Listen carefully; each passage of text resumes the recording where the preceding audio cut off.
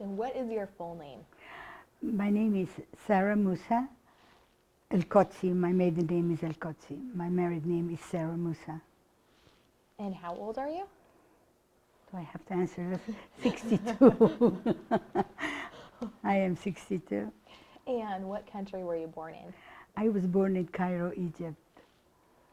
So do you have any memories of your grandparents in Egypt? Definitely do. I have a lot of memories of my grandparents. Which one, the paternal or maternal? Because I was lucky enough to enjoy it, my paternal and my maternal grandparents as a child, and I don't know what. Do you have any favorite stories from them? My paternal grandfather, we all lived in the same house, and he used to take us Friday night and try to read me. I was the older girl in the house, so I would always get snug to him, and he would read a little bit of the Torah to me in Arabic, and he would translate things. And when the holiday came for Yom Kippur, he would set me down and he would tell me, do this and you're supposed to do that. I mean, he wanted me to be a boy, I guess, but unfortunately I am a girl. No, he spoiled me. And so as my maternal, they lived far from us. They lived in Masri Gadida, which is away from, we lived in Abbasiyah, and they lived in Masri Gadida. So I would take the bus and go to their house. When I'm mad at my mom, I would just take the bus and go. 8 years old, I used to do that. So. No. So what did your parents do? My parents? My father was a jeweler. My mother was a great homemaker. And how long was your dad in that industry? The industry that my dad was in is his father and his grandfather. And he was a third generation, I think. I'm not sure, but I think that's what it was. Okay. What language did you speak in your house? Arabic, either Arabic or French. And where did you go to school at? St. Joseph, it's a Catholic school. I went to a Catholic school, and I grew up in Catholic school. At the end, when I transferred to Lycée Français in Dahir for 1 year, that's all. And why a Catholic school? It's we went to Catholic school, so it was a way for our parents to protect us from we couldn't go to public school, we wouldn't be protected. So we had to go to a private school. And private school, Catholic school was the best. Protected from what? From the Arabs, from, I don't know, from someone hurting us. I don't know really exactly. What would happen? Oh, they would, I don't know. All I knew is we had to go to Catholic school to be protected. Otherwise, that we won't be. As I grew up, I remember vividly that going to school, they used to throw rocks on me. Who did? The kids in the street. They threw rocks for us being Jews. And for a while, we would take a cab to school and from school. Or we had the maid would walk us. But when you grow up, you don't want the maid to walk with you or somebody to walk with you. So you would do it on your own, but it just wasn't safe. So how was it in the school with the other kids being Catholic and you were Jewish? Were there tensions or was? No, absolutely nothing. The nuns would help us. The nuns were very, very good to us, and that we did not feel any difference. So what kind of neighborhood did you live in? Middle class neighborhood, nice neighborhood. It wasn't bad. It was good neighborhood. Our home was 3 levels. We lived in an apartment. The building was 3 levels. And we were in the middle level. We had one, two, three bedroom. We had the library, we had the salon, we had the dining room, and we had the storage room, and we had a big kitchen. I mean, it was a very nice home, very nice place. So the people that you socialized with most of the time, were they Jewish or non-Jewish? Both. Both. Did you feel in your community, did you feel any dislike of Jewish people? The dislike of Jewish people, just sometimes, you know, you hear a word here and a word there, but it wasn't very apparent from the people that I socialized with. Mm-hmm. You know, we socialized. We were never told, don't socialize with Muslims or Arabs or Christians. We were never told that, you know. Just you have to respect yourself and be good, and that's all. But my best friend was not Jewish, so I don't think we were told that. So tell me about some of your family traditions that were particular maybe to your family, or how your family celebrated some of them. When you're asking, when we're talking about tradition, we're talking about holiday tradition or home tradition, or Either, both. Do you have special memories of a family tradition? Passover, we would have my cousins come over, my aunt and my uncle. We would sleep all on the floor with mattresses all over the place, and that's what we did for Yom Kippur. For Rosh Hashanah, we had to have the whole family over for the lunch in our home because of my grandfather. He had to have his kids with him for Rosh Hashanah, so everybody came. This was a family home. And how big was your family? My father had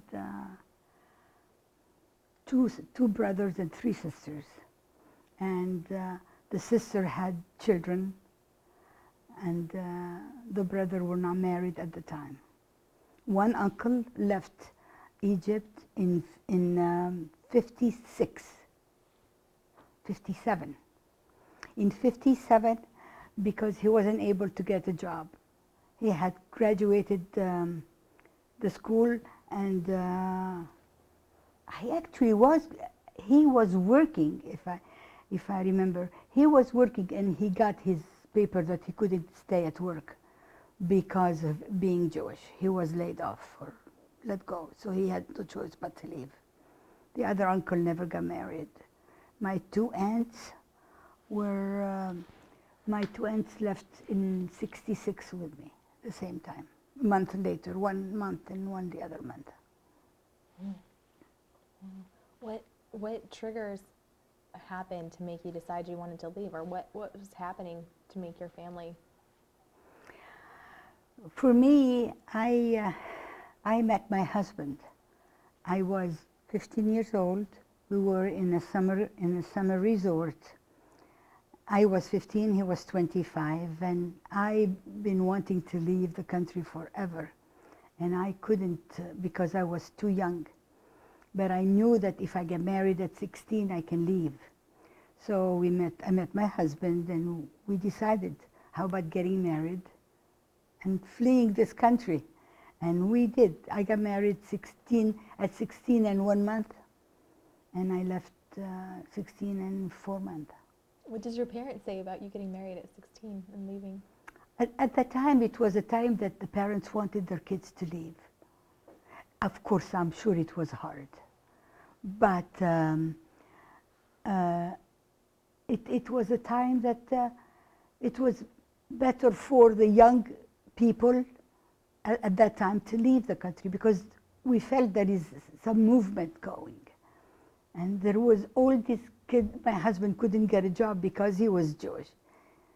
And so it's just like, there is no future. I didn't see any future for myself, so I just wanted to leave. So he was my ticket to go out to the country. So what other things were happening that made you want to leave? I mean, because you're 15 or 16, I can't imagine a 15 I or felt 16. discrimination at school. I felt like I just didn't feel comfortable. Something did not make me feel like I wanted to stay. It was time to leave. I was asking my father all the time, let's go, let's go. He kept on saying every 6 months from now, 6 months from now, 6 months from. If he had left 6 months from the day I left, like he told me, he wouldn't have gone to concentration camp. He promised me when I was leaving Egypt, taking the boat or the ship or whatever you want to call it, I promise you, I'm going to leave 6 months from now. And he didn't. And what happened? He went to concentration camp.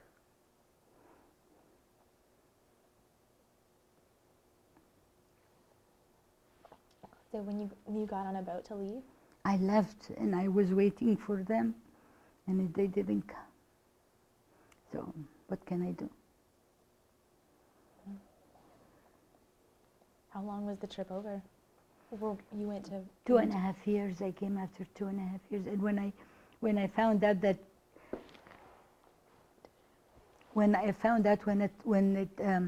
that I went to concentration camp, I went to the Jewish Family Service.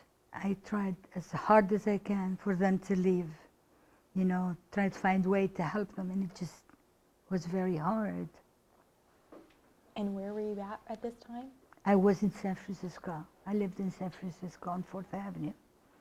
I lived in a garage apartment. So how did you find out that your family didn't come?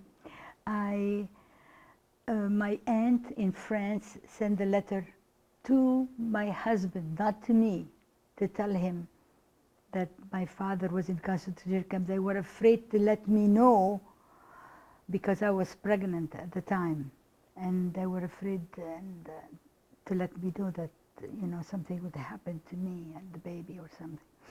But and when I found that out, the following day I went to the Jewish Family Service and I just said, how can I prove that my father is not an Egyptian? How can I get him out? How can I do this?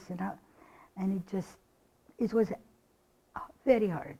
How could you prove that he wasn't an Egyptian? Yeah, he was Egyptian by birth, but they never gave him the Egyptian nationality.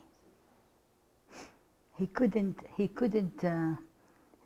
give him the Egyptian nationality. So that made me think that I have a way of getting him out. Because why should they take him to concentration camp when he didn't need to, you know? So. And so how long was it between when you left and they took him? 6 months. 6 months. They took him in May or in June. The 6-day war was in June. That's where they took him. And why? Because he's Jewish. They took all men between 16 and 50 or 60, something like that. I'm not sure the age. But they just took him. My mom, my sister, my brother didn't know if he was alive or dead for 6 months. I think that's horrible. That's horrible for a family. That they had nothing to live on. They took his store. They took everything. Nothing to live on. And were all the rest of your family still there? No, nobody. My mother and sisters and brother are here. My uncle was left there, but he passed. But I mean, at the time? At the time, yes. My uncle in 67, June of 67, yes, my uncle was there. And my mother, my sister, and my brother were there. And that's the way it is. My uncle was living in the house with my mom and my sister and brother. But he was also scared. You know, he was a man in that age group, and they didn't take him. God's help, they didn't take him. Wow. Wow. Have you been back since then? Yes, I have. I've been there a few times, especially when my uncle got sick. I went and to take care of him and take care of hopefully the business, but the most important thing, I was able to go and bury him. And my husband and I at the time, when my husband went with me at that time, and we buried him in a Jewish cemetery, and made sure that he's okay, and came back. I thought I was going to be able to save his business, but crooks are crooks all over the place. If you're not there, you lose the business. So. And so he kept the business the entire time through all of Yes, this? he had the plastic factory. At the time, my uncle had the plastic factory when he died, and when I went at the time of death, he had 60 employees. And at that time, I was going to close the factory and then they begged me, please, how are we going to live? How are we going to live? You know, don't close the factory. So I didn't close the factory, hopefully that it would maintain itself. No way. We need money, we need money, we need money. And, you know, that's crook. If he was living like a king when he was alive, why shouldn't they be able to keep that company? So, gave it up. So did you personally experience anything against Jews when you were there as a child?